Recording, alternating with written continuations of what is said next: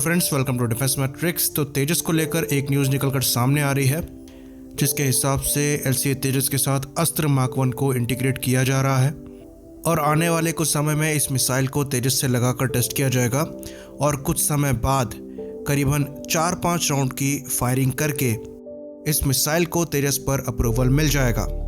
तो ये चीज़ हम पहले भी कई बार रिपोर्ट कर चुके हैं कि इस साल के अंत तक अस्त्र मिसाइल को LCA तेजस और MiG-29 एयरक्राफ्ट से फायर करके टेस्ट किया जा सकता है और उसी से रिलेटेड ये जो न्यूज़ है वो निकलकर सामने आई है। तो अभी इस मिसाइल को इंटीग्रेट किया जाएगा LCA तेजस के ELTA 2032 मल्टी मोड रेडार से, जो कि इस मिसाइल को गाइडेंस प्रोवाइड कराएगा इसके मिड कोर्स में। तो जैसा कि हम जानते हैं जो अस्त्र मिसाइल है वो एक्टिव रेडार गाइडेड है और मैक्सिमम 110 किलोमीटर की रेंज के साथ आती है हेड ऑन चेज मोड में, और ये रेंज घटकर 40 किलोमीटर के आसपास हो जाती है टेल चेज मोड में। बाकी ये जो मैक्सिमम रेंज है ये मैक्सिमम एल्टीट्यूड से फायर करने पर मिलती है। तो क्योंकि ये एक्टिव मिसाइल है ये अपने आप ही टारगेट को ट्रैक करने में सक्षम है, पर इसे मिड कोर्स अपडेट देना ज़रूरी है क्योंकि जो इसका खुद का रेडार है उसकी रेंज करीबन 20 किलोमीटर के आसपास की होती है। तो जब तक ये मिसाइल टारगेट के 20 किलोमीटर की रेंज में ना पहुंच जाए तब तक इस मिसाइल को गाइडेंस चाहिए होता है, यानी कि टारगेट इन्फॉर्मेशन चाहिए होती है ताकि उसको फॉलो करे, और वो प्रोवाइड कराता है एयरक्राफ्ट का फायर कंट्रोल रेडार। तो इसीलिए इन मिसाइल को एयरक्राफ्ट के फायर कंट्रोल रेडार के साथ इंटीग्रेट करना पड़ता है। तो अस्त्र के इंटीग्रेशन के बाद तेजस मार्क 1 की जो बियॉन्ड विजुअल रेंज कॉम्बैट की कैपेबिलिटी है वो काफ़ी ज़्यादा इंप्रूव हो जाएगी, जिसके अंतर्गत ये एयरक्राफ्ट पहले से ही IDERBY मिसाइल को फायर करने में सक्षम है, और जहां तक है उसका जो टेस्ट है वो अभी कुछ ही दिन पहले कंडक्ट किया गया था। तो अगर तेजस IDERBY फायर कर सकता है इसका मतलब यह है कि IDERBY ERB फायर कर सकता है, जिसकी रेंज 100 किलोमीटर के ऊपर की है। साथ में अस्त्र मिसाइल के इंटीग्रेशन के बाद इसकी बियॉन्ड विजुअल रेंज की जो कैपेबिलिटी है वो काफ़ी ज़्यादा इंप्रूव हो जाएगी। बाकी क्लोज कॉम्बैट रेंज में इससे रिसेंटली पाइथन 5 मिसाइल को टेस्ट किया गया था, जो कि दुनिया की सबसे घातक क्लोज रेंज की एयर टू एयर मिसाइल में से एक है। तो एयर टू एयर कॉन्फ़िगरेशन में अगर आप तेजस के लोड आउट को देखेंगे तो ये एक बार में 2 क्लोज कॉम्बैट की पाइथन 5 को कैरी करने में सक्षम होगा अपने आउटर मोस्ट पाइलॉन में।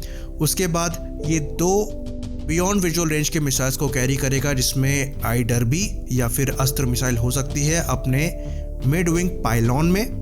और वहीं पर बात करें इनर पाइलॉन की, तो इनर मोस्ट पाइलॉन में ये फिलहाल के लिए ड्रॉप टैंक्स कैरी करेगा। बाकी इजेक्टर रैक लगने के बाद हो सकता है कि वहां से ये अस्त्र मार्क 2 जैसी मिसाइल्स को भी फायर करे, पर फिलहाल के लिए ये खाली 4 एयर टू एयर मिसाइल को कैरी कर सकता है, जो कि सफिशिएंट है। बाकी जो दूसरा एयरक्राफ्ट इस लिस्ट में है जिसमें अस्त्र मिसाइल लगनी है वो इंडियन एयरफोर्स का और इंडियन नेवी का MiG-29 UPG और MiG-29K है। तो जैसा कि हम जानते हैं ये जो रशियन एयरक्राफ्ट हैं बियॉन्ड विजुअल रेंज कॉम्बैट के लिए जो एक्टिव मिसाइल यूज़ करते हैं वो रशियन R-77 है। तो इंडिया ने अभी रिसेंटली ही नया R-77 को लॉट लिया है जिसे RVV-SG कहा जाता है। ये मिसाइल 110 किलोमीटर की मारक क्षमता के साथ आती हैं, पर जो पुरानी मिसाइल्स हैं उनकी मैक्सिमम रेंज 80 किलोमीटर के आसपास की है। तो अगर अस्त्र मिसाइल को इंटीग्रेट किया जाता है तो beyond visual range capability in aircraft की भी काफ़ी ज़्यादा इंप्रूव हो जाएगी। और इसी चीज़ को दिमाग में रखते हुए इंडियन नेवी द्वारा भी अस्त्र मिसाइल का जो इंटीग्रेशन है MiG-29K से उसको डिमांड किया गया है। तो ये बात भी हम पहले कई बार डिस्कस कर चुके हैं कि जो अस्त्र मार्क 1 है वो कैपेबिलिटी में पाकिस्तान द्वारा ऑपरेट किए जाने वाली AMRAAM के C5 वर्जन से थोड़ी बेटर है, और JF-17 द्वारा यूज़ करे जाने वाली SD-10 या फिर PL-12 मिसाइल से भी बेटर मिसाइल है।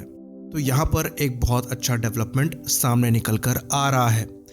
बाकी एक और न्यूज़ की बात करें तो इंडियन नेवी को अपना 10वां बोइंग का P-8I एयरक्राफ्ट मिल गया है। बाकी जो 2 एयरक्राफ्ट हैं वो आने वाले समय में डिलीवर हो जाएंगे, तो टोटल स्ट्रेंथ बन जाएगी 12 की। तो इंडियन नेवी के पास टोटल 12 P-8I एयरक्राफ्ट हो जाएंगे, और इसी के साथ इंडियन नेवी की जो सर्विलेंस कैपेबिलिटी है वो काफ़ी ज़्यादा इंप्रूव हो जाएगी। बाकी आगे ऑप्शन 6 और P-8I को लेने का है, जिनके कॉन्ट्रैक्ट में फाइनलाइज होने के चांसेस अच्छे खासे नज़र आते हैं। तो इसी बात पर इन अपडेट्स को ख़त्म करेंगे। लाइक करिए, सब्सक्राइब करिए। जय हिंद।